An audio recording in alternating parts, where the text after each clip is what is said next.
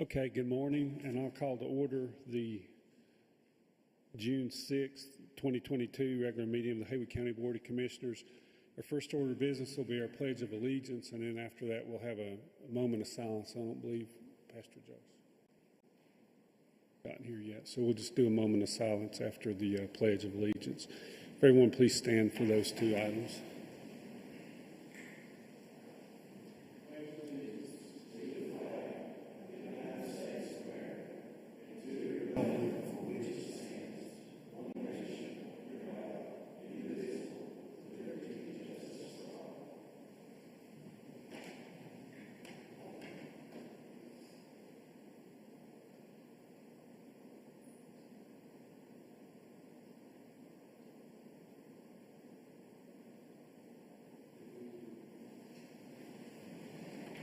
Password.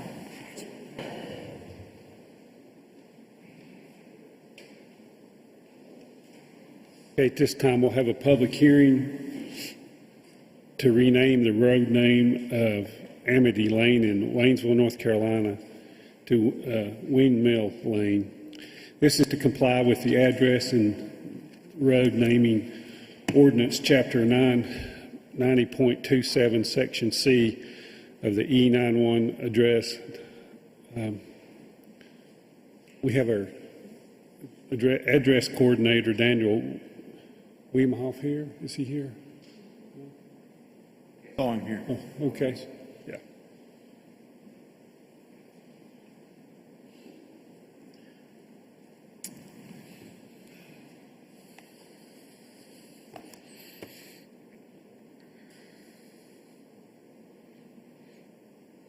Go ahead, Dan. Oh, yeah, it's, we're proposing that Amity Lane is changed to Windmill Lane. Amity Lane was not the best choice. My predecessor, it's a duplicate road name with road up in, I think it's in Fines Creek or something, but we feel like Windmill Lane will be more appropriate. That way Mrs. Sonnenberg can get her, mail and emergency services like she should.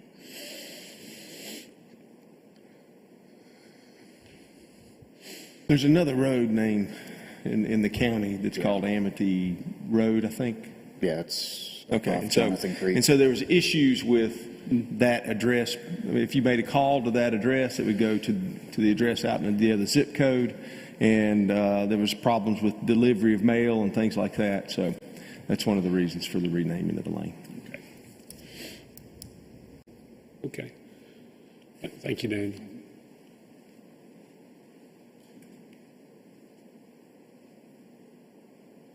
Would anyone like to speak to on this issue? I'll open up public comment just for this issue. I know that Bryant has been in close contact with those concerned about the name change, and I think they're good with that, right? Actually, the owner that was having the issue proposed Windmill, so I think they're on board. All right. How many people? Do you know how many people's affected? It really only affects two families. So one of them wanting it. It's been a long ordeal. Let's put it that way. We've been discussing this for about a year.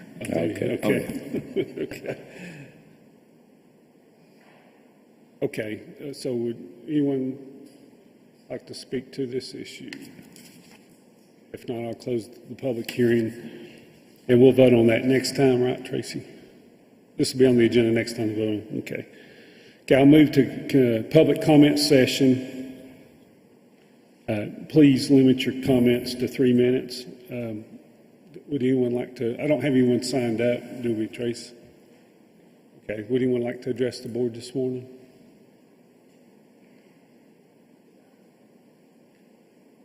And then I'll close the public comment session, and we'll move on to constituent concerns.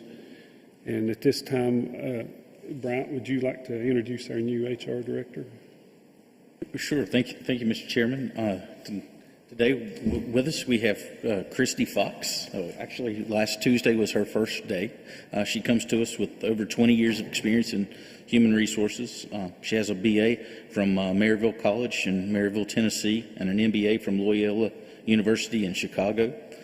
She's worked most recently for a hospital in Franklin, and she has experience in TVA, and we're excited to have her on board. Christy, would you like to come up and say anything, or? Okay. Okay. She says she's excited to be here. Okay. Okay, thank you. And then I wanted to also mention that we have a group from the Bethel House of Prayer that prays for the Haywood County Commissioners, and I just wanted to thank them publicly for them. They sent us a little note that says that we prayed for you today, and we need all the prayers we can get. So it says Isaiah 56:7 says, "These I will bring to my holy mountain and give them joy in my house of prayer." And so they prayed for the Haywood County Commissioners, and there's about 7 or 8 names on here today. So we really appreciate anybody's prayers for us. And I would encourage everybody to pray for your elected leaders because we need it. Okay, and then would anyone else have public comment, public or constituent concerns? I got a couple of calls, Kevin, with county staff, manager and the office staff was able to take care of the concerns that I got, so thank you. Okay. Anything, Brandon? Same here. I don't have any. I had a couple, but I think everything's been taken care of. Okay, all right, thanks, Tim. Okay, we'll move to administrative agency reports and presentations. The first is the Community Linkages to Care Program update. We have a HHSA Public Health Education Supervisor, Megan Hauser, and Meridian Behavioral Health Services Peer Team Leader for Haywood County, Brittany Burnett. Welcome.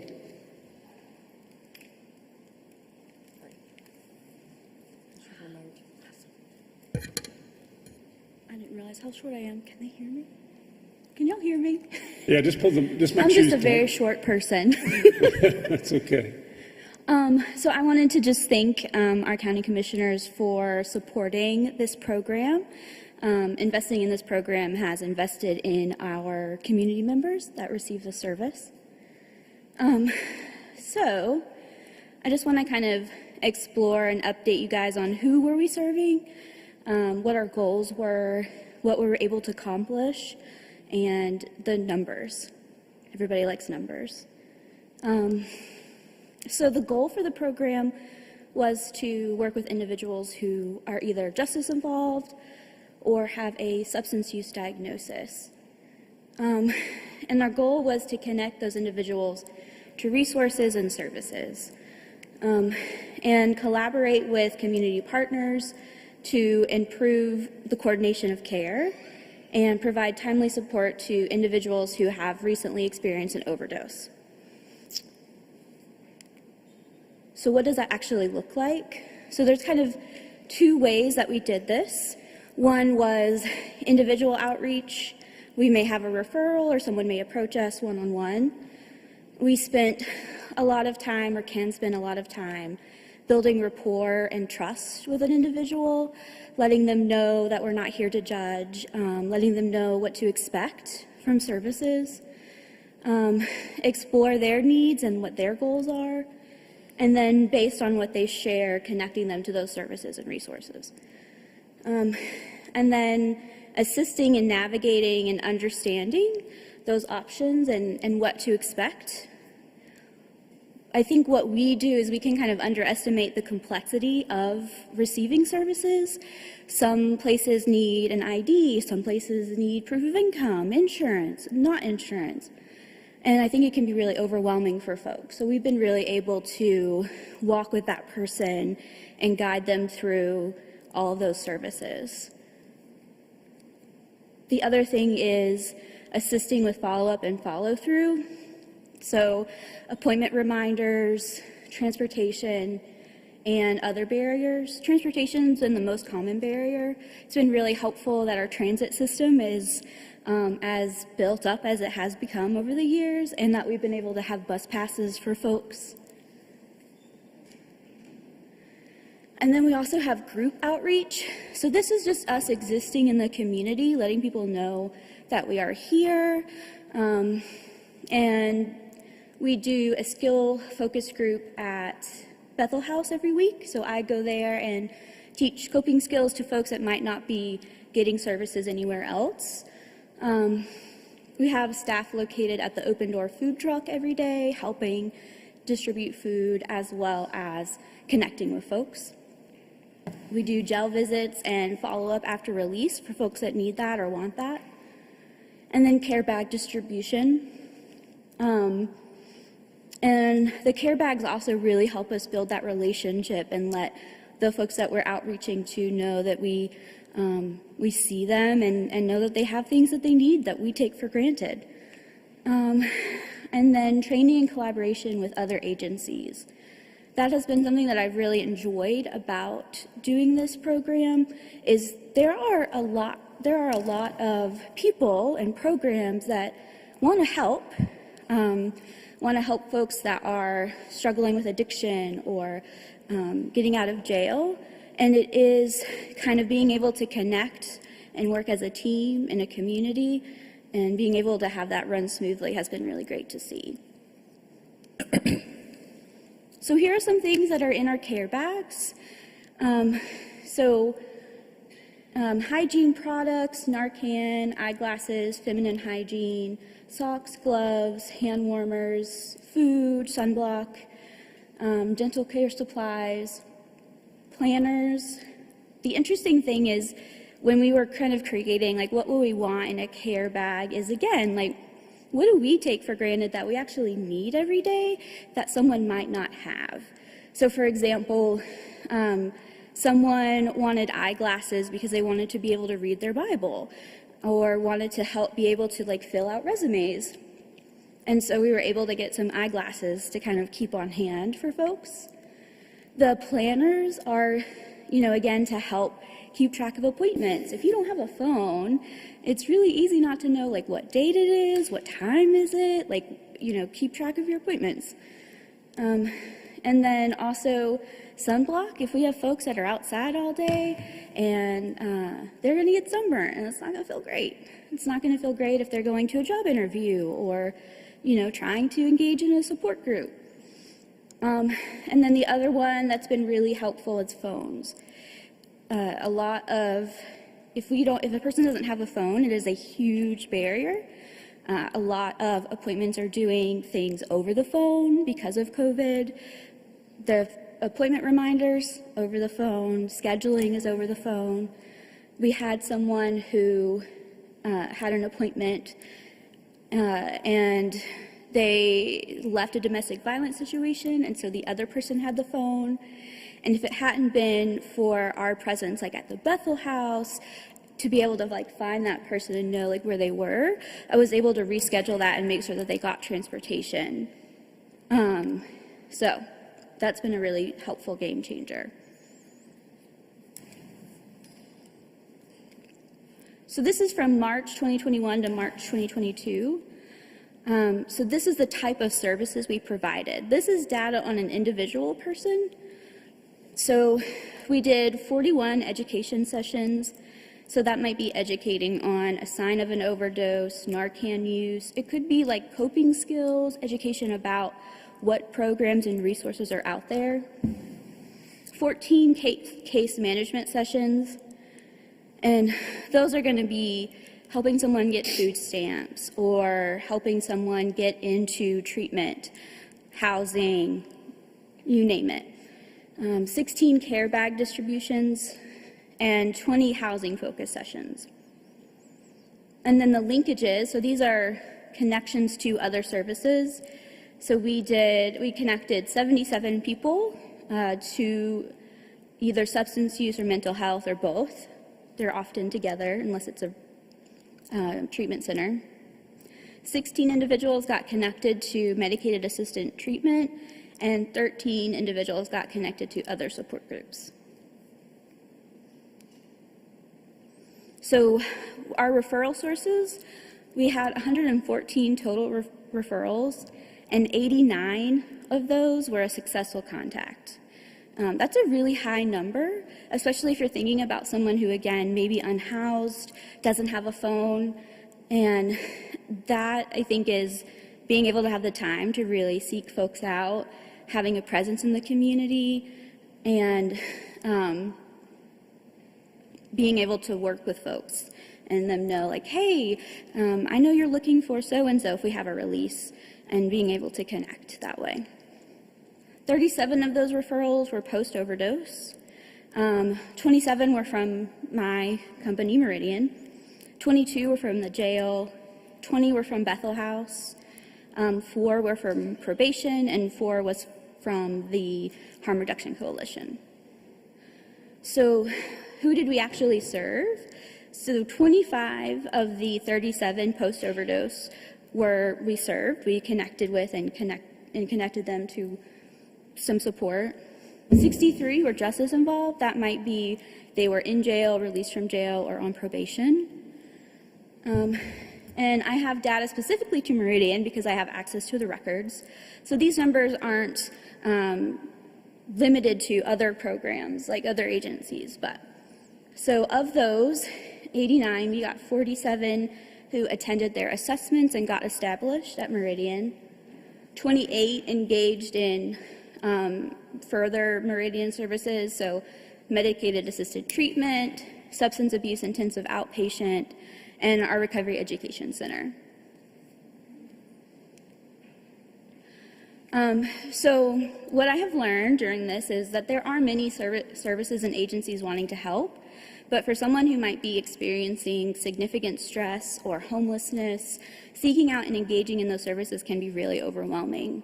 One of the things that I did when we started this program was I collected all of the resources, all of the programs that we have available and put them on a spreadsheet.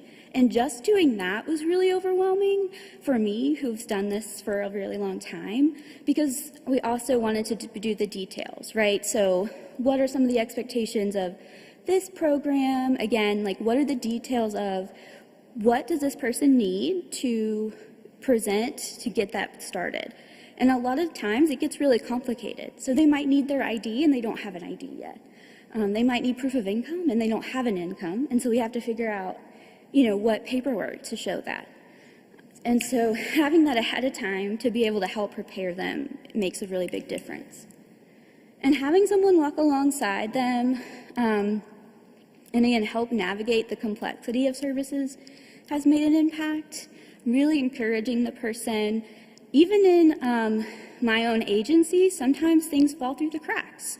And having an individual, like having me or my coworkers, hold that and know, like, this person was supposed to show up today, what happened, and being able to follow through, it has been really great. And then the other barrier is shame. So I can't tell you how many times I've reached out to a person and the first thing that they've wanted to say is they're not a bad person, and really try to defend their existence and defend their need for help. And so shame is huge. Someone's not going to be likely to show up if they're going to feel judged. So what's been helpful is, again, us showing up and people knowing, we're not going to judge you. We are here for wherever you are in your stage of change. Matters. So that's what I've got, guys. Any questions? So I saw the numbers there, but can you give me an idea of how many people that you are assisting on a regular basis? Yeah, so the design of the linkage to care, or how we've been doing it, is really as a bridge. So in general, our goal is to get that person connected to another long-term service. That way, we're not holding a long-term caseload, because that's kind of how wait lists happen, is if we have people that we're serving long-term. And so our goal is, once we know that they've been successfully established with medicated assisted treatment or an outpatient service, we're able to kind of step out. Now, that doesn't mean that we don't just, we're done working with the person. Usually we follow up, and if we're able to follow up and make sure that they're still engaged, And there are some folks that we do serve on a long-term basis because they haven't quite gotten to that place of really wanting to get to an appointment. I couldn't tell you off the top of my head what the numbers are.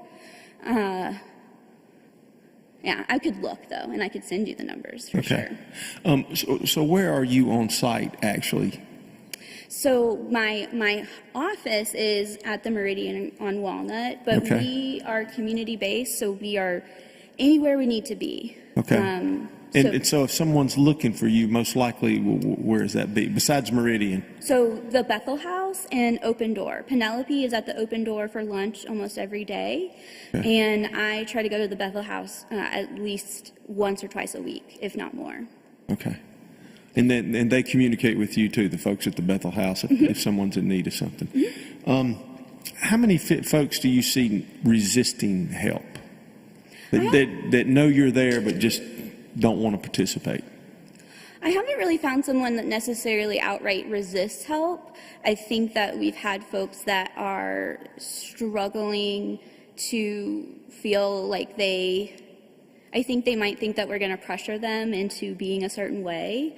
And so, like, if I'm out in the community and I'm talking to someone, it takes a couple of times, if they're really not in that stage of change, to act, to really let them know that I'm not going to pressure you into anything. I really just want to help you. So I haven't seen anyone outright resist. It just is some hesitancy around, what that service is going to look like. The one thing that has really helped shift people from that hesitancy or that resistance is meeting them where, like, what are they wanting? So it might be those care bags, and that helps decrease that defensiveness, as well as like housing or work. A lot of the folks that were resistant to maybe going into treatment or going into services, they want to work. They don't want to spend their time in a treatment center. They want to find a job, and that knowing that we can focus on whatever that looks like and not just one thing helps shift that for them. How long have you been doing this? For 8 years. In Haywood County? So what's your opinion of the number of homeless people, actual homeless people that we have in Haywood County? My opinion around that you interact with? My opinion is that, like I said, I've been in Meridian for 8 years in Haywood County, and I've seen the homeless population increase. One of the things that I really experience that makes it really difficult is that we can get someone a voucher. And we've gotten people vouchers before, and they're really excited, and housing is really important. If I'm sleeping on the street, I'm not going to feel that great about going into an office somewhere. But we get them a voucher, and there are no places in this county, most of the time, that it qualifies for that voucher, will take that voucher. And so even if we do get a voucher, which there are almost always long wait lists, oftentimes people lose that voucher before they can find a place because they've had it for so long, and we've tried to find housing for that person. Okay.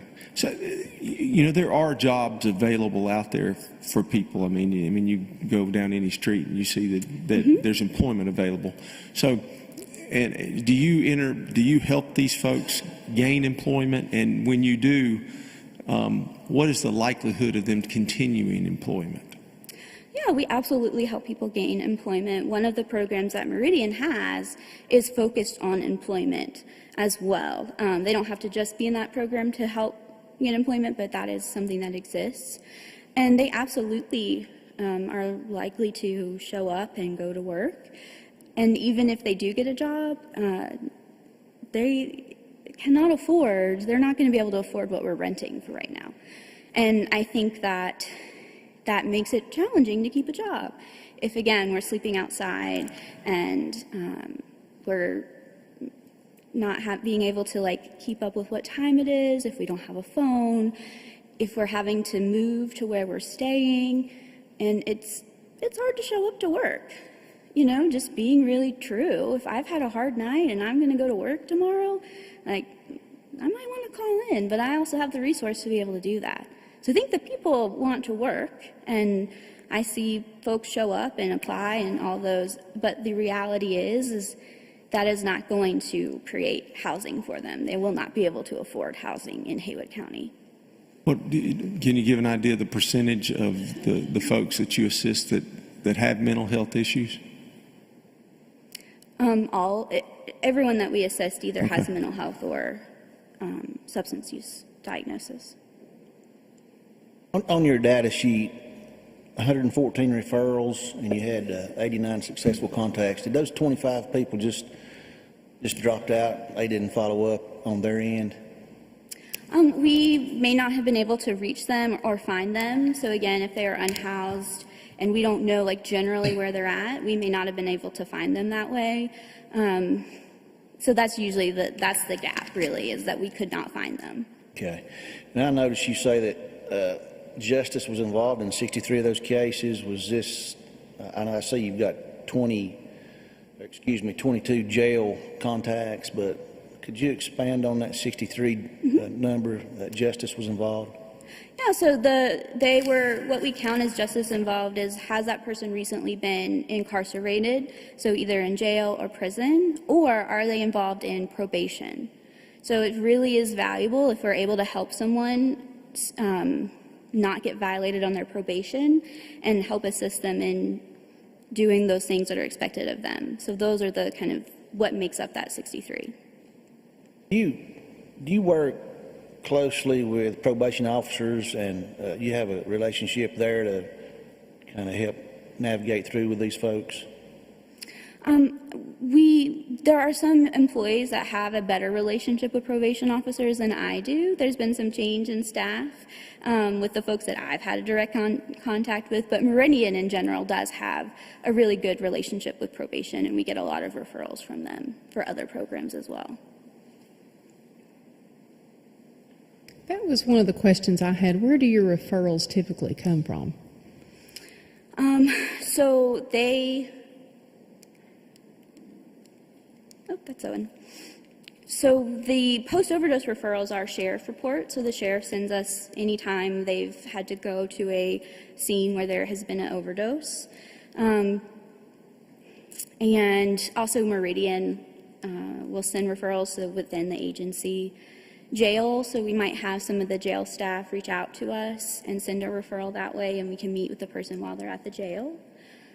And the Bethel House, again, like I'll show up and they'll say, hey, this person really wants services, and we will go and make it happen.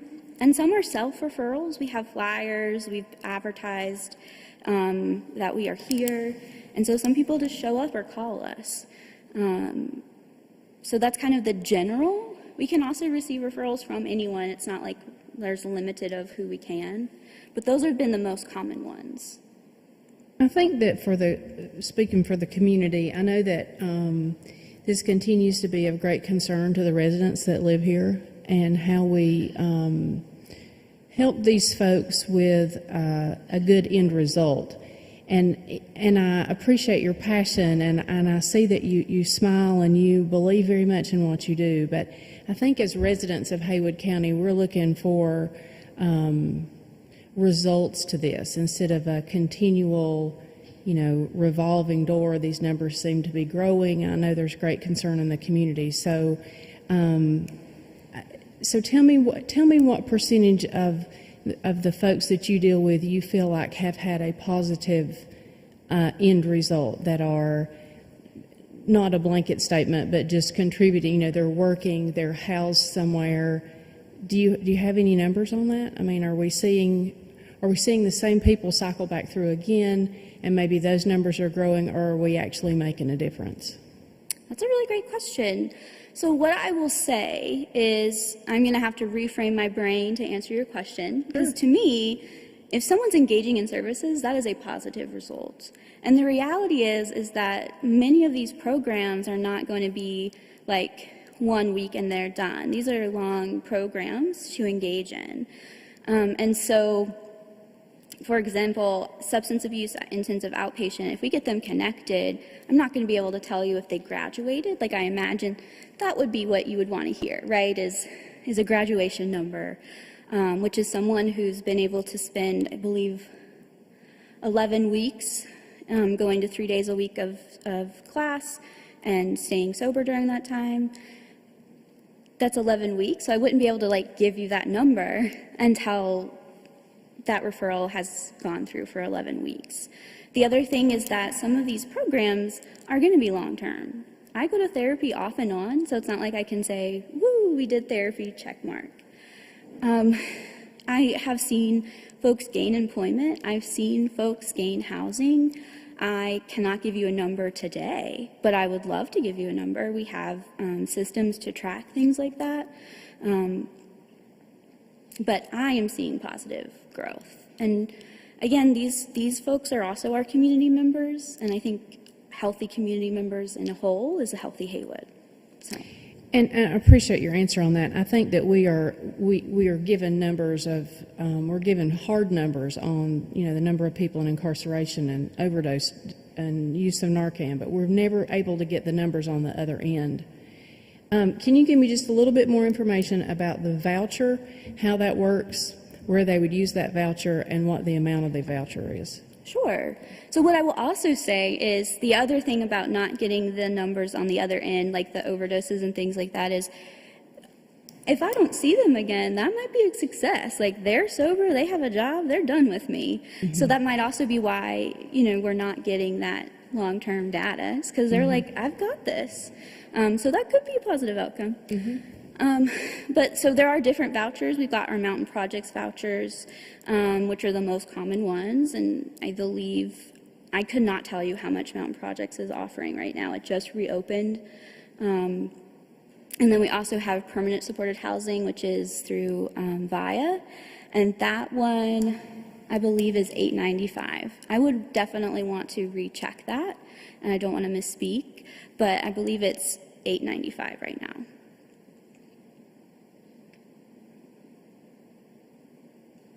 Okay. On the, do you have anything, Brandon? Okay. On the, I noticed on the supplies for the care bags, do you get donations for those?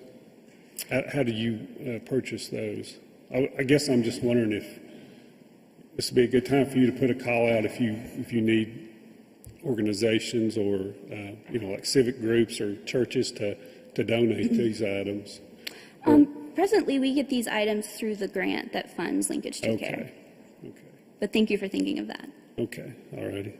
And then on your housing, so you have folks out there, or I guess is it hotels or motels, or you just have individuals that'll rent space for housing on the voucher? So people, I imagine, could potentially. I don't know. I don't handle the voucher, so I don't know what their rules would be. But I do know that there are folks that will stay in a hotel for short term until hopefully they can find something. We have also put some folks up in hotels at times.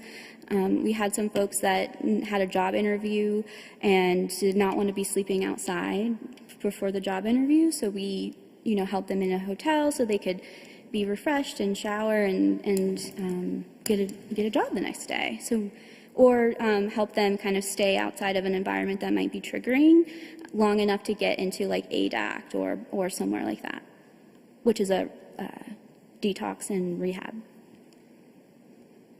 Brittany, didn't you kind of indicate that the vouchers were available, but that doesn't necessarily mean there's a place for them to rent? Correct. And sometimes there is a wait list. Right. So there are oftentimes wait lists, and then when you do get your voucher, there aren't places that will meet that income that voucher would cover. How long is the voucher good for? Is it a month's rent at $8.95, and is it renewed for multiple months? So that depends on the voucher. There are some that there's a rapid rehousing voucher that is for 3 months. And that one is really for folks that have a job, that are going to be able to maintain their rent afterwards, right? And there are some, like permanent supported housing is a long-term voucher, just as the Mountain Projects voucher is fairly long-term, not like a limit of like a year or something like that. Are the requirements with that voucher, do they have to stay in treatment or do they have to be employed? How do those vouchers work? I'm real curious about that. I think, and I'm not drilling down on you, please don't think that. I think I'm just trying to educate myself, and I think there's a lot of confusion in the public about how this works, and are we just housing folks and not making any progress? And at least from where I sit, I very much would like to see these people get healthy, and whatever healthy looks like for them, that's what I would like to see. But I just want to make sure that the programs that we're reviewing are doing just that. So I'm not drilling on you, just trying to understand. No, totally. So there was at a time when I first started working at Meridian, the permanent supported housing voucher was called Shelter Plus Care. And that did require that you attended some kind of service. If you were not working, you had to come to a class or therapy, something that you were, working on. But there was some, I believe, legislature that changed that to Housing First. So there are no requirements for that piece anymore, if that answers your question. Now, that does not mean that that person gets housing and then they just they're done. I've had people that are actually more likely to engage once they do have their housing and will come to more groups and classes because they've got stable support. Thank you for that. Yeah, I would imagine housing's hard to find for even $8.95. Well, $1,000 a month, you can't find anything if you think about it. I mean, because there's just not available units out there. So hopefully with the ones that are coming online, that'll help ease some of that, I'm hoping, in the future. Because Waynesville's got several, and I think Canton's had something coming, so that'll be good. Anybody else have any other questions? I just had one. Okay. Out of that total number, how many people do you try to help repeatedly over the year? I mean, person comes in this month, work with them. Do you see a lot of repeat customers as far as they're just having trouble getting back on their feet or they're having trouble getting rehabilitated? Do you keep working with them? Or within that number, how many of those folks are maybe repeat customers, so to speak? Well, the interesting thing is a repeat customer at Meridian is actually a good thing because, again, we do long-term outpatient care. So it would be hard for me to give you an answer around like what you're looking for, because if they're showing up to our office, they're working on themselves still. What I can say is, yeah, people do struggle to get back on their feet. It is really hard once you become homeless, for example, to get back on your feet.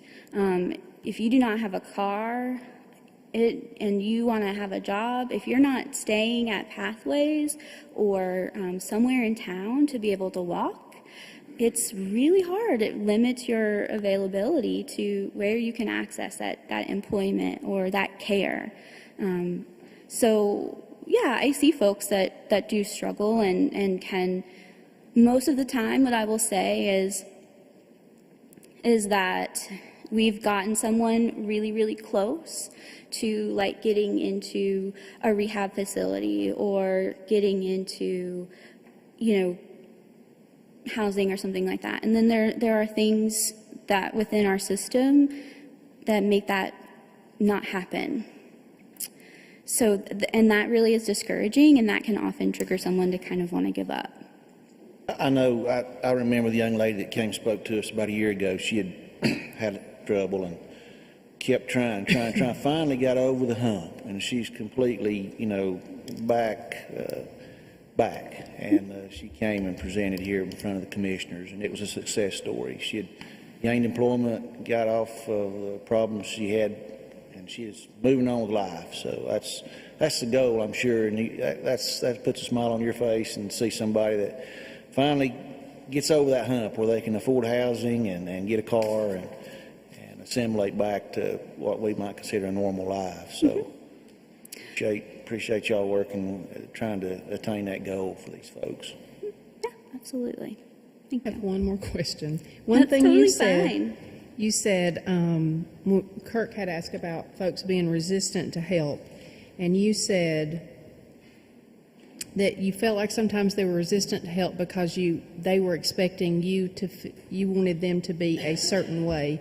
When you mean a certain way, are you referring to them being drug-free?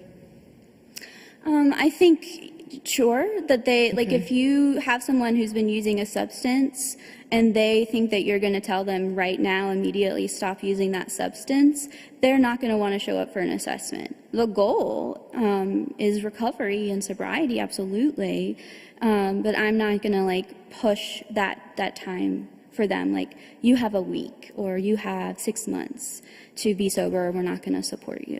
And that's kind of what folks kind of think is, like, if they're not passing a drug test every day, that they can't get services, is what I meant by that. Gotcha. Okay. That's good to know. Other questions? Well, I know if you weren't there, there'd be a lot of folks here that wouldn't be getting help. And that's the main thing we want to do, is for folks to be able to find help and get help, and then have that chance to turn around their lives. I know a lot of people don't even know how to fill out a job application, for instance, and I'm sure you guys help teach that. Another thing that can happen, another barrier, is we've had folks that we were working on an application for a rental, and they needed a landlord, and that person had been homeless for a good chunk of time, so they didn't have, like, a landlord reference. So there are things like that that do make it, difficult. Either that, or maybe, it's a young person whose parents have kicked them out for whatever reasons, and then they've never had to rent, as far as that goes. Yeah, exactly. So, they've just, got themselves in a bad place, and they're not going to get out of it if they don't get some help. So at least they're asking for help when they do that. Anybody else? Okay. Did you want to say anything, Megan? As a public health educator, I really view what Brittany and her team are doing as no differently than what I do, trying to help patients, with prediabetes. I encourage them to lose 5 to 7% of their weight during a 1-year program, but it's not a requirement, and I'm not going to stop helping them just because maybe they haven't reached that.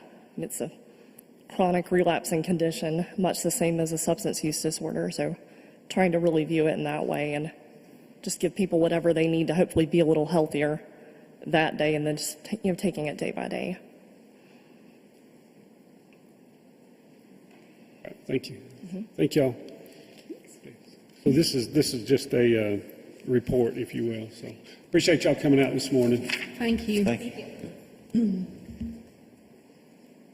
Okay, our next order of business our next item in agency reports is the introduction of new county employees. Go ahead, Brian. Thank you, Mr. Chairman. Just 3 new employees through May 9th. We have Constance Muda at Health and Human Services, Mary K. Johnson, Emergency Services, and Devin Price at Technology and Communications. Okay. Well, good. If you've only have 3, that means we're keeping some folks, right? Which is our goal, instead of being the training ground for Buncombe County. So that's good. Okay, we'll move on to discussion or adjustment of the agenda, and I do not have anything. Does anybody have anything they need to add or anything? Okay, we'll move on to consent agenda. There are 12 items on the consent agenda. Does anybody have any questions on any of those 12 items? On 5 there, the audit with Golden Killian, the $85,000 for the audit, how does that compare with their price schedule last year? Have they had an increase, or is that basically holding? I think this is the second or third year that it's flat. When we renegotiated with them, we got a 3-year commitment to hold it flat. Now, the scope of the audit is changing. There are more things to audit on the Health and Human Services side, and now the recovery funds. So the base is the same, but as we've added different features to be audited, the prices increase some. Christian can give more details on that.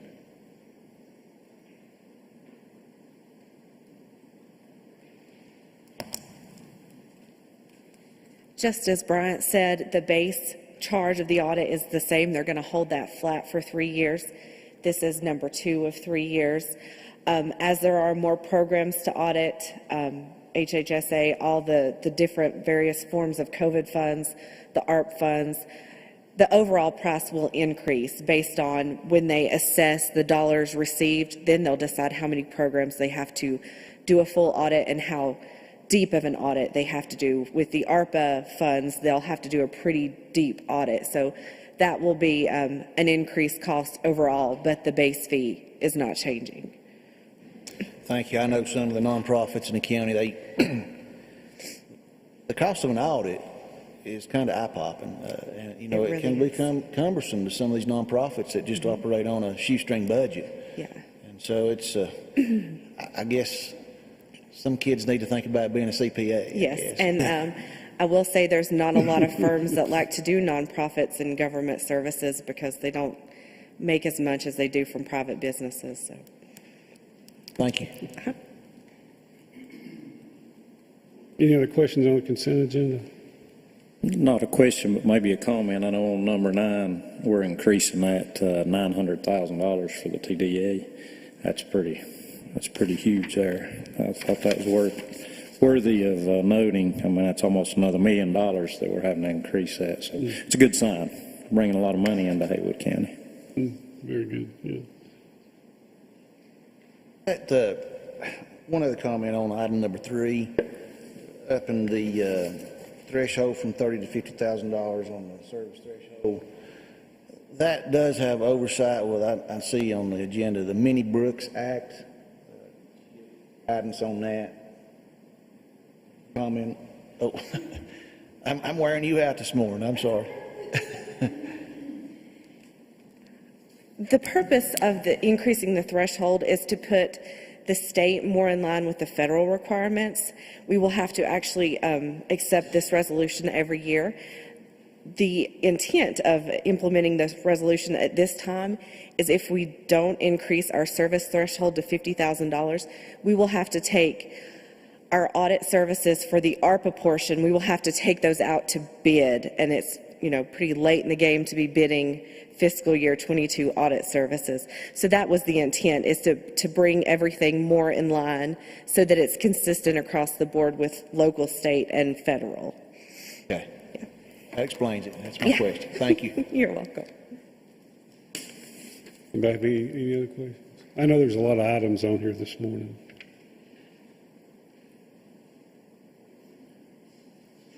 Okay, I entertain a motion, we approve the consent agenda. So moved. Second. Any other discussion? All those in favor indicate by saying aye. Aye. Okay, that's unanimous. Okay, we'll move on to the regular agenda.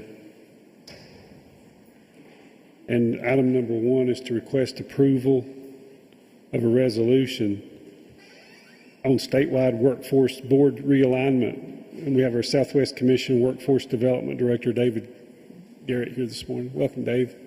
Thanks for coming out. Yeah, thank you, Commissioners. So back at the end of last year, the NC Works Commission, which is a governor's appointed workforce board, announced a study into realignment for possible realignment of our workforce board system. So currently we have 22, or on July 1st, we'll have 22 workforce boards across the state. One of the recommendations is that 8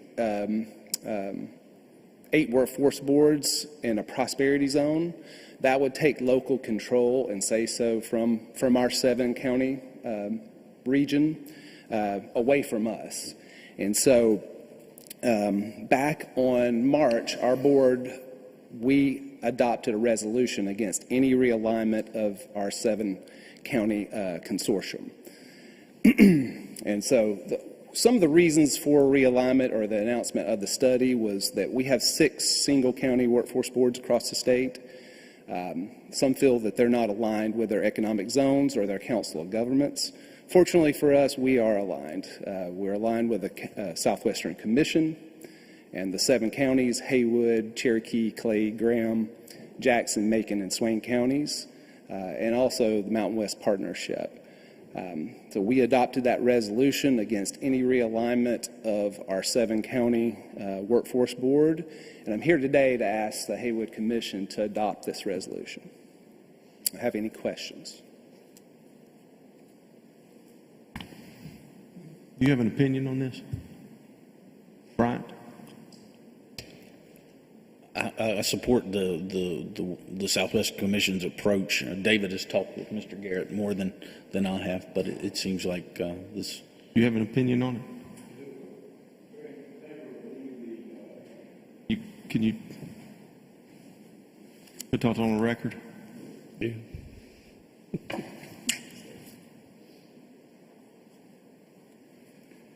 Good morning. As David mentioned, that when the commerce and the workforce looking at this as merging, and creating, these much larger regional workforce development boards. And so our local control that we have and funding, the Southwest Commission gets funding for this to help our workforce development in our 7 regions, or 7 counties for the region. So this would, eliminate, us having, there'll be just a representative on, it could be, Southwest, Land to Sky, and the Highland, which is Watauga, and they're all merged in, and going out even further out east as the Workforce Development Board. So this gets, keeps local control where it should be, with the local governments in the Southwest Commission. The Mountain West Partnership, which the Economic Development Directors are a part of, is very much in favor of keeping the Workforce Development Board as it is presently aligned. So either David can answer this. What do you think their reason is to attempt to have this realignment? Well, in their study, their findings were that there's 6 single county workforce boards. And now many of those are larger, like Capital Area, Charlotte Works. There's a reason for those boards. They don't really align with the Council of Governments. They don't align with economic development. We do. And also, like David says, the local control and the folks that run our services. In Haywood County, we've had a long-term relationship with Mountain Projects.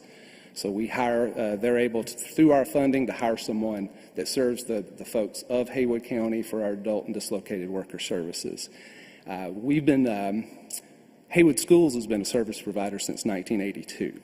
And so we've been since the inception of the Haywood Community Learning Center. And so just in the last 5 years, I was looking up the funding that we have allocated to Haywood County just for our youth services. And over the last 5 to 6 years, that's $1 million that's to Haywood schools. If we go to a 14 county, 13 county prosperity zone, all that's on the table. That control goes away from us. Haywood County doesn't have that that local control. So who are we sending this resolution to? It's going to the Department of Commerce. Okay. Who is the current chief elected official or over this? Right now, it's the Honorable Gary Shields from Macon County. Now, I was here 2 months ago to update our consortium agreement. And that update, we've gotten all counties signed on to that. And that establishes a 2-year term for our chief elected official, and that's going to end the progression. So that's fair, and every county is going to have a chance as the chief elected official. Prior to Mr. Shields, it was here in Haywood County with Mr. Sorrells. Okay, any other questions or comments? Okay, hearing none, I'll entertain a motion. We approve item 1 of the regular agenda. So moved. Second. Any other discussion at all? All those in favor indicate by saying aye. Aye. Aye. That's Thank you, unanimous. Thank you. Commissioners. Appreciate that. Thanks, Dave. Appreciate it. Your next item, number 2, is to request approval of a resolution authorizing the purchase of the Justice Center Security Electronics upgrade from Johnson Controls using the group purchasing exception to the competitive bidding process. Approval, this would be approval to purchase said equipment and county manager to sign the Johnson Controls contract in the amount of $382,300 $397 to be paid from Master Facilities Capital Project Fund 45. And we have our Information and Technology Director, Joey Webb. Hey, Joey. Hey, good morning. You guys have already approved the project, but this is a resolution to do an exception to the competitive bidding process. This is a state contract that we're going to purchase under. We're also doing a sole source purchase to ensure compatibility with the system that we have in the detention center. We have the ability to share staff between the two facilities, so this will give us the same equipment in both facilities so we can have folks easily trained to fill in as needed in either spot. I know we need this in the Justice Center. Mm-hmm. I've had some complaints. I'm sure Kirk has too. Yeah. Well, I mean, it's outdated. I mean, the Justice Center we've had since, what, is it 2004 that we? So, I mean, there's 18 years and it's a lot of technology. The electronics, some of them haven't been switched out at all. So you can imagine. Yeah, I'm surprised it made 18 years. Yeah, yeah. Some of So it you're going to cover the parking deck too. That's all Yes. included. So the surveillance. Yes, this actually covers, the majority of the project is the Justice Center, but there's a small piece of that upgrades the parking deck cameras and also the historic courthouse cameras and panic buttons as well. That's a good point, Kirk, about technology has changed so much. So that's credit to you guys keeping it going, Joey. Okay. I'll entertain a motion. We approve item 2 of the regular agenda. So moved. Second. I will comment before we vote. Okay. I work in electronics, and it's so frustrating. It seems like these companies, they know how to play the game. They'll put something out there, and then they'll do a revision and a software update, and your old equipment doesn't work. And it's almost like somebody needs to step in at a higher level and give oversight. It's almost like they know how to gouge you. But if you made 18 years with that is phenomenal. Yeah. How many people have a 2004 computer? Okay, so I'll entertain we approve item 2 of the regular We agenda. done Call for a vote. We're just ready for a I vote. inter- We're ready for a Oh, vote. I That's right. interrupted you, Kevin. I'm sorry. I'm sorry, I'm feeling a bit under the weather today. You can probably tell. To control folks. So all in favor indicate by saying aye. Aye. Anyone opposed? Okay, thanks, Joe. Okay, number 3 of the regular agenda is to request approval of an AIA agreement with Moseley Architects, PA, for architecture and engineering services for the proposed detention center expansion in the amount of $1,985,000. Approval for county manager to sign said agreement and approval of budget amendment. And so the capital project fund master facilities $1.985 million to appropriate architect and engineering fees for the detention center expansion. We have our assistant county manager, Chris Boyd. Hey, Chris. Good morning, Chairman, Commissioners. Thank you for allowing me to request the approval of the agreement with Moseley Architects for architect and engineering services for the detention center expansion. As some of you will recall, we started a needs assessment a little over a year ago with Moseley Architects to determine a 20 to 25-year need for expansion of our facility. That assessment came back and determined that we needed approximately 145 beds, 33,500 square feet. With that, we did an RFQ for architects. The board selected Moseley Architects of the two about a month ago, maybe 6 weeks now. So we're bringing back to you now the agreement for Moseley Architects to move forward with the detention center expansion. If you have any questions, we also have Todd Davis with us from Moseley Architects. Come in, Todd. Any questions at all? This is pretty well. Well, I'd like to know what the $1,985,000 is going to give us. And is that reasonable or standard? I mean, that's just the highest architectural fee that I've seen since I've been sitting on this board, so I would just like to know.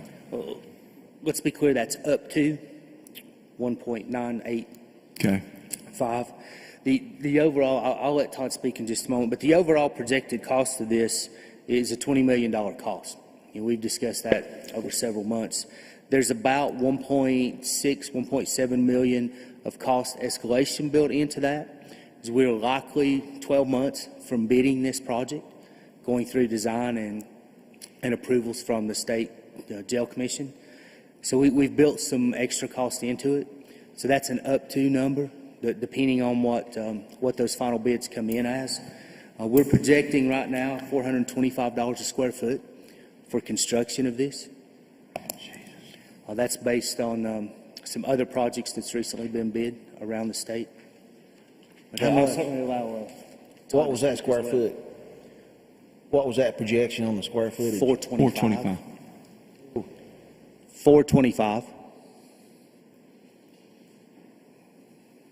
I just know that people are going to want to know.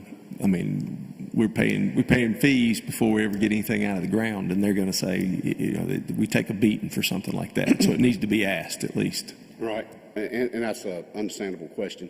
What Chris was talking about, we've got a 5% construction design contingency in there that's $786,000 that if you don't need, you don't spend. And then we also put a cost escalation, the best we could number on that. Again, it's a contingency, and that's another $826,000. So you're at 1.5 million dollars in contingency that's in this number. Okay. That if you don't need it, you don't spend it. Okay. Right now, the cost of stuff is, I mean, it's kind of a roll of the dice. It's, you know, if I could say yes, it's $425 a square foot, you know, that's our best estimate based on what the current market's doing. I had a friend I was talking to yesterday. He's doing a remodel on his house, and I think he bid it in the mid twos, $250,000, and it already increased. I think his contractor had increased it $80,000 since he started it back in the late fall. So I guess that was built into the contract. He wasn't very happy about it, but I'm afraid we're going to be facing some of that. So we put, you know, like I said, that's 10% contingency in here just for it's the hard kind of to know. unknown, rather than come back and say we need another 10%. Okay. Rather have it in there and not need it than need it and not have it. Well, as far as the county's concerned, who's going to be the watchdog over this? I mean, who's going to be the watchdog over this as far as protecting the taxpayers, not digging into the contingency? Because I know lumber prices right now have taken a nosedive, but I know that's not got to factor into this building. You know, it's not going to be a lot of wood in it. But this economy is such a moving dynamic. If things do slow down with increased interest rates, I know the lumber market has a surplus right now. It's the reason why the price is going down. Things are ramping back up. Production's ramping back up post-COVID. You can look, but, you know, I don't know about concrete and steel, but it's a possibility that it could track the same way. If the economy cools down and interest rates go up, it's basically based off supply and demand. There could be a surplus of supply. But who's going to be the watchdog? No offense, but who's going to be looking over Moseley's shoulder? We're hiring we usually have a construction manager. Construction manager. Yeah, we've always done that. Yeah. But on this initial phase, architectural. Well, I think I guess Tim will do some of that. Tim Sisk. We've had internal discussions about bringing back one of our retired building inspectors to also help as project manager, but we have good trust in Moseley. We're going to have Jason, sorry, I can't remember his last name, as our project manager to follow up on once the contract for construction's awarded. Moseley will be working in our best interest, and we'll have pretty much benchmark meetings with Moseley from now until the project's done to make sure that we're all staying on top of it. I share Commissioner Kirkpatrick's concerns. Are we going to receive an update as far as maybe a monthly piece of paper here on this desk when we have meetings as far as the progress of this project? Because this is a big one. We're going to be giving oversight individually here as far as a ledger sheet and a cost ledger and all that. Can we We'll do work that? with them to provide updates, from going forward, they're going to be doing some design work, so it may seem like a lot's not being done here, but we'll be working, especially on our site. We've got those challenges we've talked about. We'll make sure we stay giving you updates regularly. Yes, sir. Well, I personally would like to have an update in writing as far as expenditures.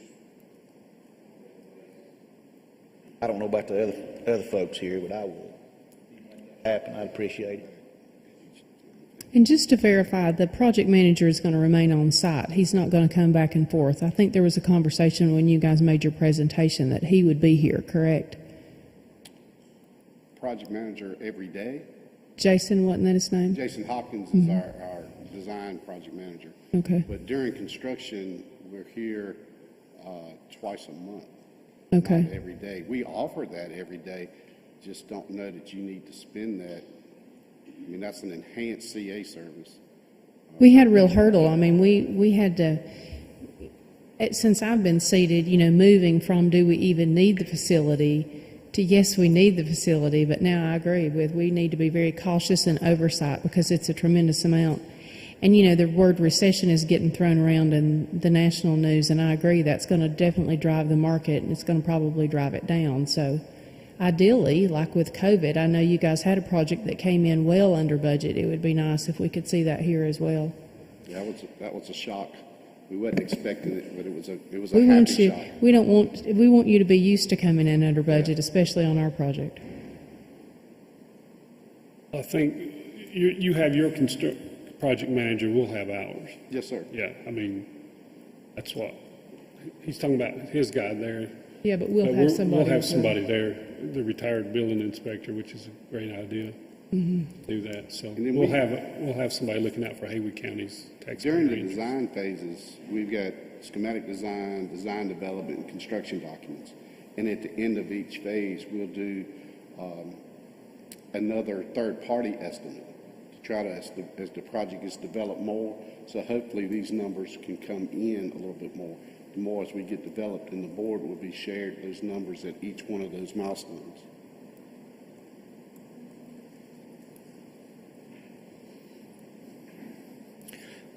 You have something else, Chris? Mr. Kirkpatrick, I'd like to add that some of your thoughts that there's some other costs included in this that I didn't specifically go over, but there's a demolition cost and there's some parking area cost associated. Okay.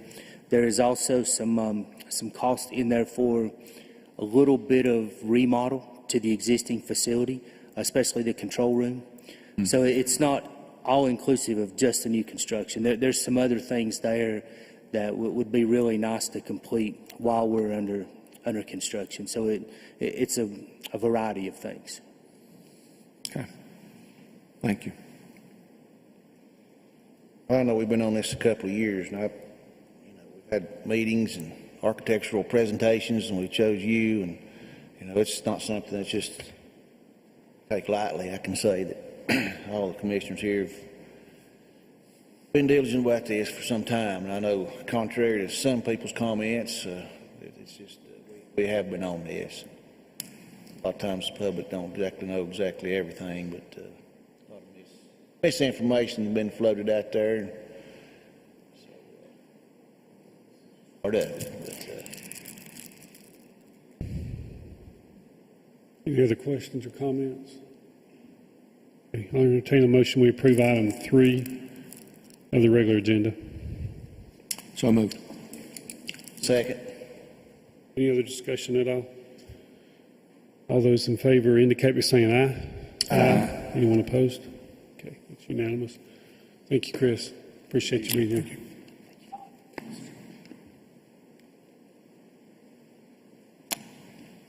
Item 4 of the regular agenda is to request approval to accept affordable cleaning of Western North Carolina bid in the amount of $54,600 to provide custodial services at the Law Enforcement Center for fiscal year 2022-2023, and approval for county manager to execute contract with vendor upon bid acceptance by the Board of County Commissioners. And we have our Facilities and Maintenance Director Tim Sisk here this morning. Welcome, Tim. How are you? Good morning. Everybody hear me okay? Yeah. As read, Mr. Chairman, it's a request to engage with affordable cleaning for the custodial services at the Law Enforcement Center for 2023. And I'll take any questions. It's pretty straightforward. I would like to bring, I don't know if in our packet we can see the bid tabulation, and I appreciate that being in there. That gives us, at least gives me, some additional information maybe that we don't typically see about the number of companies that bid the job and how you vetted those companies. I appreciate you putting that in there. Okay, do you have any questions about that? Back up and tell us what prompted us to come to this point. I think we had a provider that we had maybe had some issues with. Is that right? Yes, ma'am. In December of last year, we lost service for about 2 weeks from the current company. They just didn't show up. Showed back up on January the 3rd.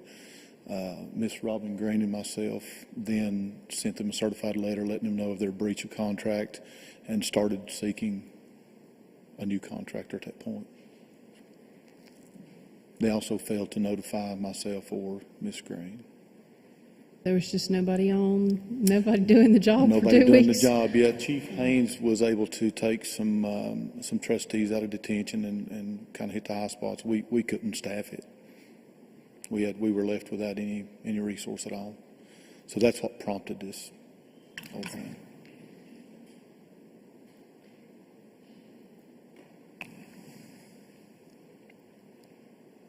Well, I'd appreciate it if it stays clean, because if it doesn't, I get to hear about it.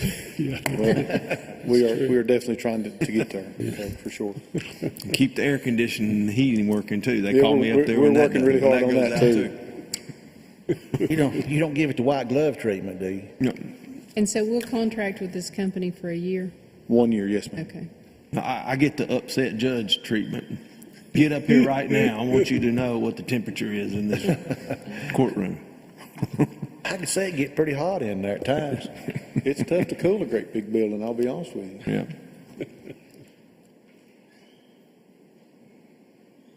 Any other questions for Tim? Okay, I'll entertain a motion to approve item 4 of the regular agenda. So moved. Second. Any other discussion? All those in favor say aye. Aye. Anyone opposed? Okay. Thanks so much. Tim. Okay, item number 5 is to request approval to accept and advertise the offer to purchase from Quiet Creek Properties, LLC, for property located at 1585 Jonathan Creek Road, Waynesville, North Carolina, per North Carolina General Statute 160A-269 in the amount of $1.8 million. We have our Community and Economic Development Director, David Francis, here to speak to that. Hey, Dave. Good morning, Commissioners. Hope everybody had a good weekend. Before your consideration this morning is an offer to purchase 1585 Jonathan Creek Road in Waynesville for $1,800,000. The property is being sold, as the chairman said, per North Carolina General Statutes 160A-269, and reads as follows. Negotiated offer, advertisement, and upset bids. A city, which can supplant county here as well, may receive, solicit, or negotiate an offer to purchase property and advertise it for upset bids. When an offer is made and the council board proposes to accept it, the council shall require the offeror to deposit 5% of the bid with the city clerk and shall publish a notice of the offer. The notice shall contain a general description of the property, the amount of the terms of the offer, and the notice within 10 days. Any person may raise the bid by not less than 10% of the first $1,000 and 5% of the remainder. When a bid is raised, the bidder shall deposit with the clerk 5% of the increased bid, and the clerk shall re-advertise the offer for the increased bid. This procedure shall be repeated until no further qualifying upset bids are received, at which time the council may accept the offer and sell the property to the highest bidder. We also note that the council or board may at any time reject any and all offers. If this offer is accepted, the publication notice will be advertised in the Mountaineer on Wednesday, June 8th, and will run for 10 days. With the 18th falling on Saturday, the time for the upset bid would not end until Monday, June 20th. The buyer is required to put, again, 5% of the purchase down, which is $90,000. The buyer is also requesting a due diligence period to November 21st, 2022. They're putting $5,000, which is non-refundable. The proposed project, at a minimum, is going to build 44 townhomes, ranging between $250,000 to $275,000, and 36 single-family homes, homes below $350,000. Currently, there's about 21 homes for sale in the county, ranging from $250,000 to $275,000, and about 30 homes below $350,000. I respectfully request the approval to accept and advertise the offer to purchase from Quiet Creek Properties, LLC for the property located at 1585 Jonathan Creek Road for $1,800,000. Any questions? I have a couple. Couple out. Is the buyer represented by an agent? The buyer is an agent. Okay. And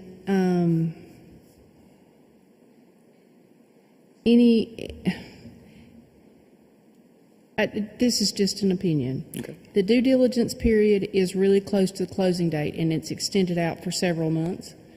And, just want to make sure that, it's an active market right now. So I'd love to sell it, but don't want to rattle the cage. Well, it's advertised for 10 days, so somebody else may come back with a better offer and no due diligence, and it'll be up to the board to decide that. So with the offer, expiring on June 20th, we're not able to bring it back till July 18th for the final approval of the resolution to sell the property at that time. We'll start the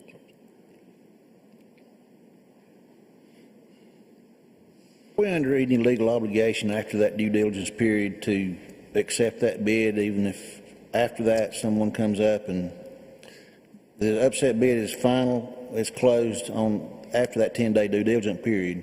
After that 10-day due diligence period, and you pass the resolution. Yeah. Yeah, that's correct.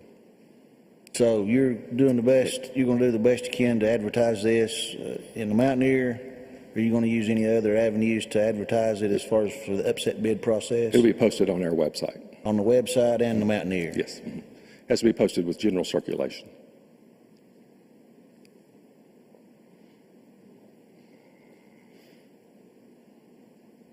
Okay, there was total, how many homes total? Was it 74? Mm-hmm. That they're So looking at the building? minimum is will be 70, but they're hoping to get a few more in there. So their initial offer is 1.8. Mm-hmm. What exactly does the county have in it up to this day?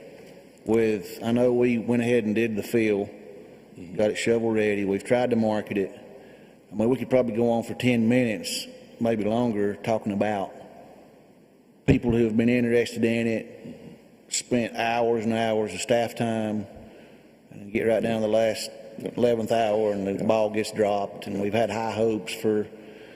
As you mentioned, Mr. Long, is that the last business that we engaged actually started 13 months ago.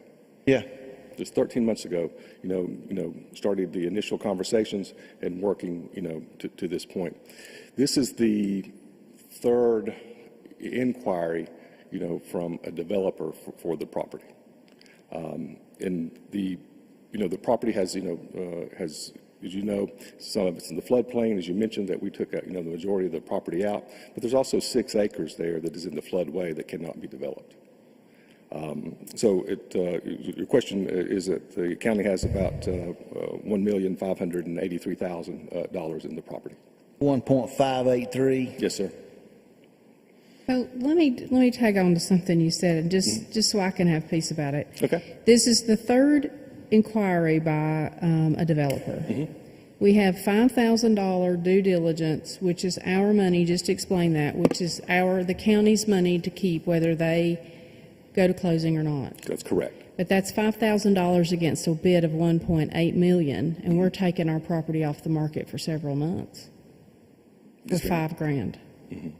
And we're letting them come, they're holding their due diligence period, which in this particular case would take longer than it would on residential property because of a myriad of questions that could be answered or not answered. So, with the property, sits outside the town limits of Maggie.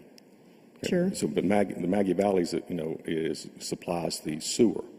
So they have to go through that planning process of acquiring, making sure there's sewer available, and also having the housing development approved.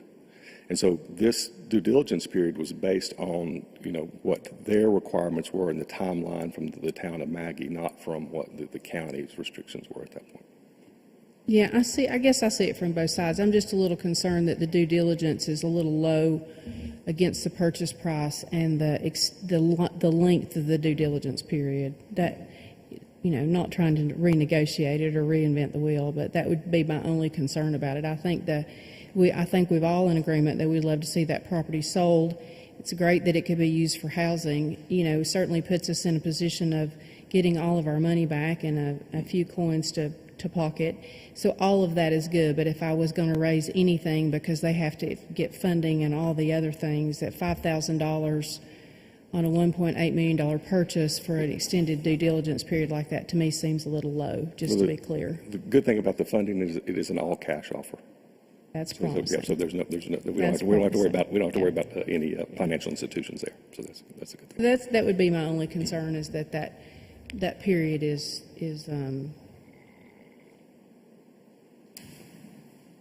it's an extended due diligence period. Yeah, and unfortunately, that's the town of Maggie's more control than what the county had. Yeah, Jennifer, I believe it would be a much shorter due diligence if it wasn't dependent on obtaining some approvals from the town of Maggie. And they're going to work with us, I'm sure, to expedite that. Yeah, we've had initial conversations with them already. Okay. Yeah, I would like to see it be successful. By no means do I want to impede it or slow it down. And I think the town of Maggie felt that sense of urgency as well, too, and we discussed it with them as well, too.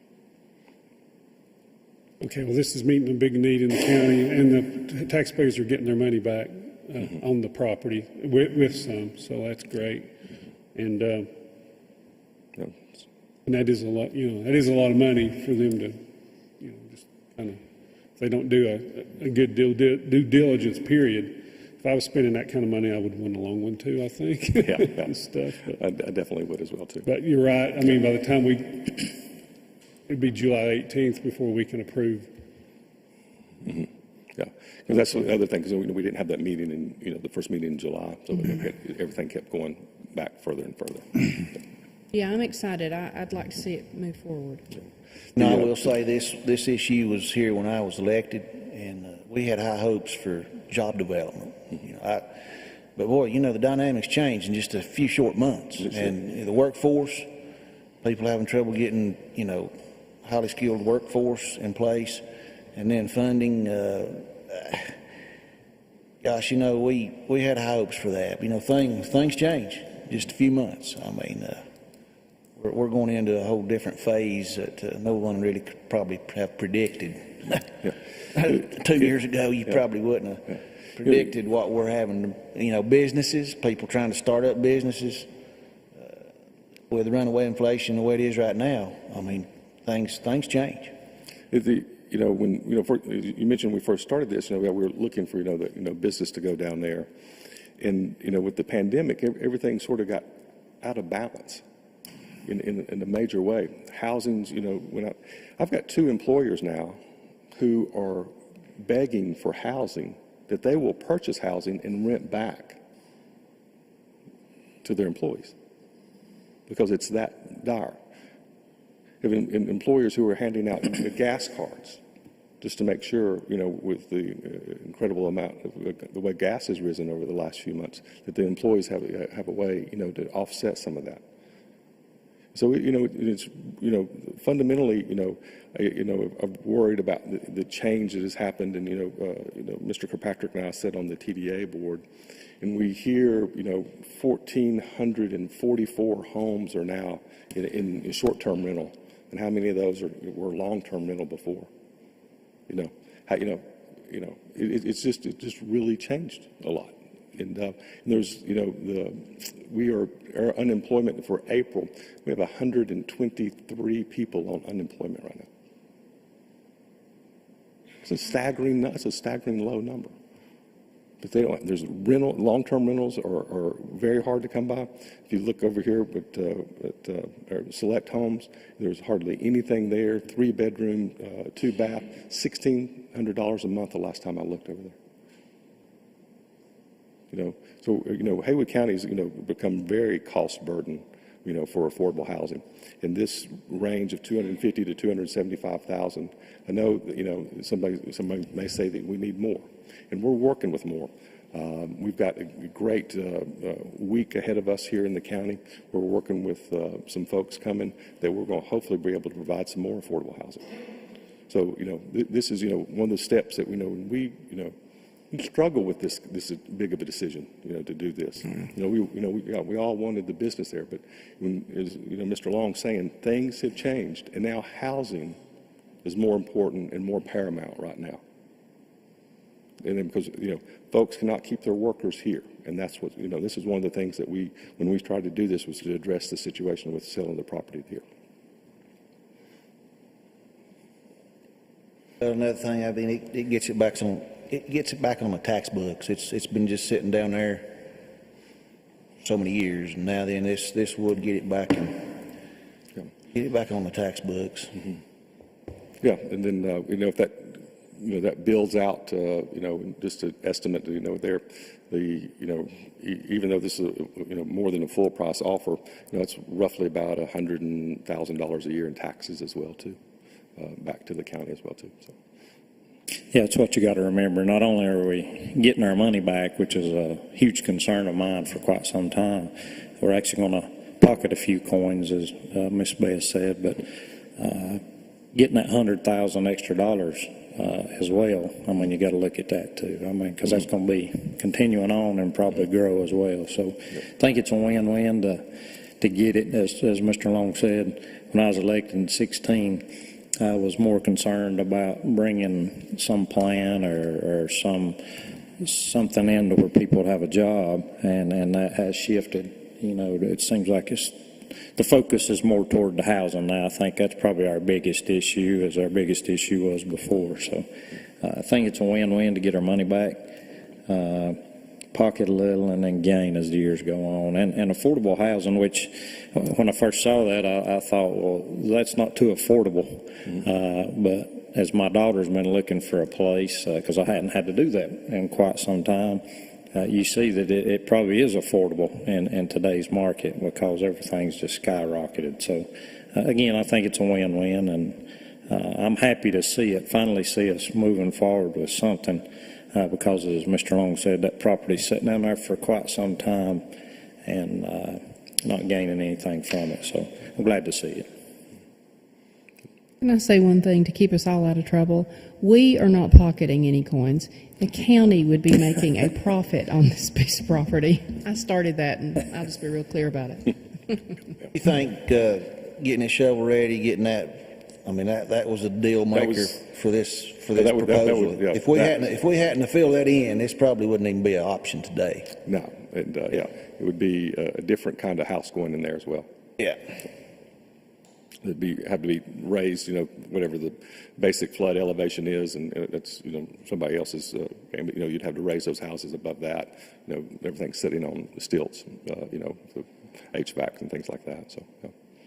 One of the things that really hurt us on this site, as far as for business and industry, was we don't have a natural gas as a utility. Correct. That's probably the only thing we don't have, but we don't have that. So. Yeah, because there was a bakery that looked at that site and really liked it. And we helped design the buildings along to make sure the building would fit. And it was Jonathan Creek, and then a site over in Asheville, and they chose a site over in Asheville because it had gas. The other things we look at was warehouse space. Something that get phone calls a lot, but warehouse space is not. The jobs there are not usually very high paying, and it's not a very high taxable item in warehouse space is where either. So you all know that we worked our pants off on this last deal. Trying to get. We did. Western North Carolina worked very hard on trying to get this last deal, but in there, and it was a perfect fit. And I hate that it didn't work out. These, folks, Mr. Moorhead and I've met with them, very comfortable with the developer. He has several developments under his belt already. It's not a new venture for him. And so we're excited to work with him, and I think this will be a good project for the county if we can get past that due diligence period. Just another note too, David, know that I want people watching to understand that this is not something that we just put on the back burner and forgot about. We've worked pretty hard since I've been elected, and that was in 2016, to try to do something with this property. So I just want people to be aware of that. And I think what we're looking at here is a good fit for that area. Being down in J Creek, I think housing's a good fit. So just wanted people to know that something that we have worked pretty hard at trying to find a buyer for, and we've actually been close a couple of times. I thought we had it sold and done, and it seems like those folks would always move to other areas because of natural gas or whatever. So again, I think what we're doing is a good fit. So thank you. Thank you. And this will provide, go ahead. Yeah, well, it's certainly a bittersweet moment, considering 15 years ago we bought this for recreational use, and we went through a struggle actually purchasing the property. There were upset bids on this. This was purchased at a special auction, and then right after the purchase, we had a recession, and financially we weren't doing too well. When we came out of that, it didn't look like necessarily the need for a recreational facility was there. And so then we turned to economic use and had several opportunities, or not opportunities, but people interested in it that just never came to fruition. And so fortunately we have it now in a time where housing is needed, and sometimes you just have to change course and do with something what meets the highest need of the community. And right now that's the highest need. Yes, sir, I agree. Very much so. And David, also you might want to let them know that the DOT is doing a maintenance project up and down Jonathan Creek. I guess they're aware of that. Mm-hmm. So if they need like turning lanes or something like that, it'd be a good time for them to talk to the DOT if they end up with this. Because they can probably factor that in right now, because it's in the planning stages. And most of it's planned, but I think if they need a turning lane or some kind of even a stoplight there, when we were working with the outfit before, DOT was there, and we come up with several ideas there. So I shared that with the developer. Okay. What the DOT has suggested. But I thank you for reminding me of that. I forgot that. So I appreciate or maybe that. even a traffic circle there that helps slow down traffic. David, just to reiterate, this offer, this kicks off the competitive bid process. So if anybody out there knows anybody that's interested in some commercial property, book's going to be opened if this passes. So this would just kick it off. This does not bind us with an agreement with this group. It's just kicking off the public bid upset process. Correct. And so that bid will start running on June 8th.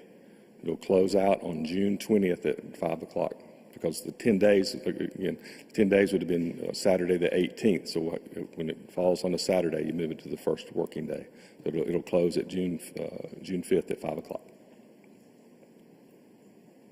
And just a couple other notes. This will provide jobs, especially during construction, and most likely they'll be buying those materials from like air concrete and everything, supplier.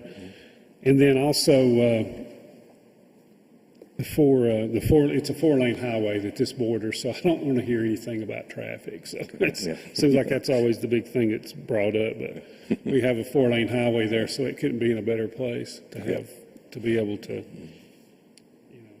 handle large-scale development. Seems like whenever I started my business, nobody said anything about a subdivision, and now everybody has their opinion about them. So. Anyway, we want property owners to have their rights for sure. Okay, is there any other comments on this? Okay, I'll entertain a motion. We approve item 5. Second. Any other discussion? All those in favor indicate by saying aye. Aye. Okay, that's unanimous. Thank you. And item number 6 is the request approval of the fiscal year 2022-2023 budget ordinance. Go ahead, Bryant. Thank you, Mr. Chairman.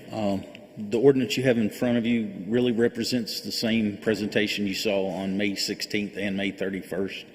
The only notable change was the fixing the rounding error for the Crusoe Fire Department or Fire District. Other than that, the tax rate remains constant at 53.5 cents. I'll be glad to answer any questions you may have. I think you've seen the presentation twice. If you'd like to see it again, certainly can provide. And then I know you met with Brandon and I for a couple of hours, and I know everyone else has had a chance to meet with you to express our concerns and what we thought the needs should be. And I'm sure you've incorporated those. Basically, it's a status quo budget. Things are just costing more. Of course, we have a 3% COLA, 2% merit for employees. That will be effective in first full pay period in July. I think employees would see the COLA effective July 22nd. The merit would be received on your anniversary date. We fully fund longevity, 3% 401k. We've got some cost increase. We've talked about vehicles driving the costs, especially buying 4 ambulances this year. But basically, fuel's costing more, our insurance costing more, things that homeowners are feeling, the county's feeling the same on medical costs, supplies, you name it. Anybody have any questions or comments? Brian, I missed what you said. Did you say there was an adjustment on a fire department? You rounded up or rounded down? What did you say? It was on Crusoe. It was Crusoe, and it went down to 10 cents. On the presentation on the 16th, we had listed it at 10.5. That's just an error. Just a calculation error, yes, sir. There was no changes in those elected boards. They didn't make any changes to their tax rate request. No changes to the other special districts, if you will. The fire districts, the road districts, the sanitary districts, all of those remain flat. I would like to say I appreciate that. Like Kevin said, we've talked about this in person. I think you've met with all of us and definitely have answered lots of questions for me. I appreciate Will getting some. Will sent us an update on the last presentation we had, answering some questions we have. And I think it shows that we're working hard to keep that budget going. And it's a tough time. I mean, a lot of people are struggling now with cost of gas. It affects all of our goods and services. And it's good to see that you've worked hard to keep that budget in line. We're not seeing any tax increases, and actually our fund balance spending has come down for the 3rd year in a row, and I think that's what we're tasked with, is overseeing the dollars, and I appreciate the work you've done.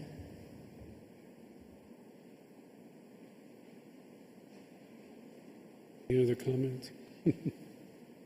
Just a note, as Jennifer said, debt's coming down and fund balance is growing, so that's where we like to see it. I want to thank Christian and Bryant and Will and our department heads. I know budget time consumes a lot of time, and thank y'all for your hard work. It seems like we just get done, we have to start again. Yeah, it does, yeah. Okay, I'll entertain a motion that we approve item 6. I'll make that motion. Second. Any other discussion at all? All those in favor indicate by saying aye. Aye. Anyone opposed? Okay, that's unanimous. Thank you. Okay, we'll move. Our next order of business is appointments, and we have 2. And so, Bryant, you want to just go ahead and handle number 1?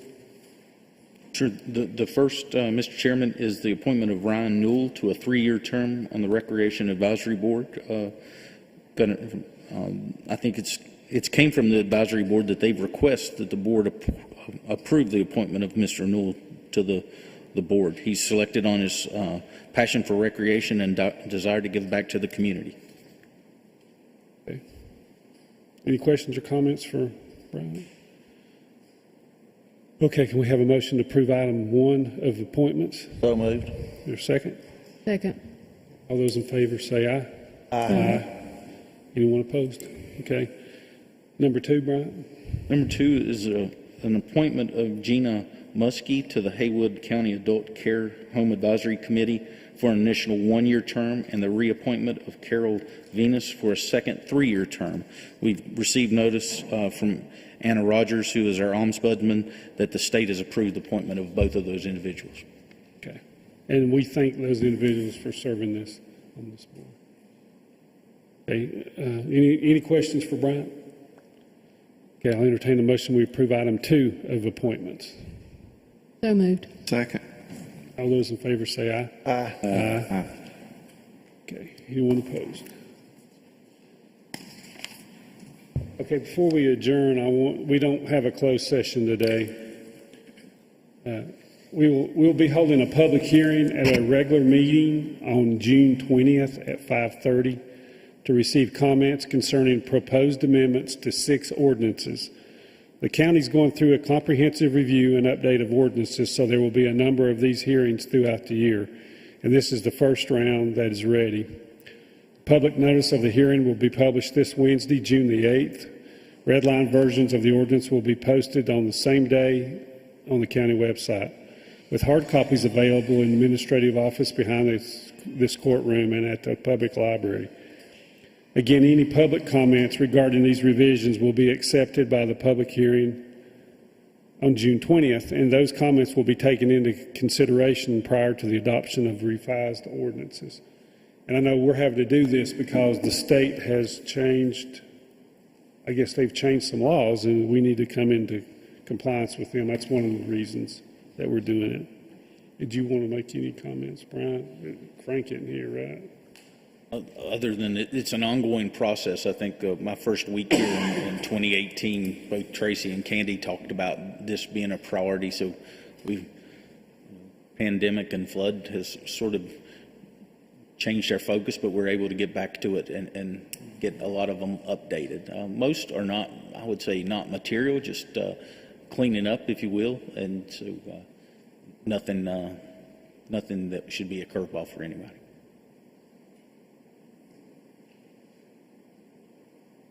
Is there any other business before the board, or y'all have any comments?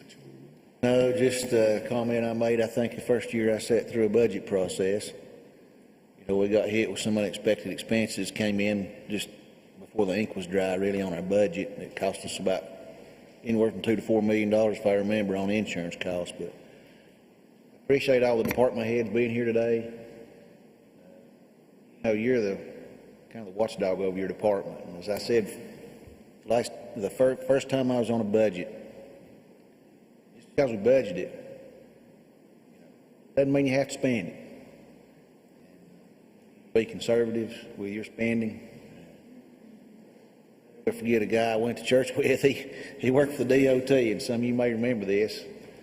They plowed the median up on I-40 all the way from Canton near to Buncombe County, and they planted some kind of tropical grass in it. And I asked a guy, he was over kind of the maintenance on that.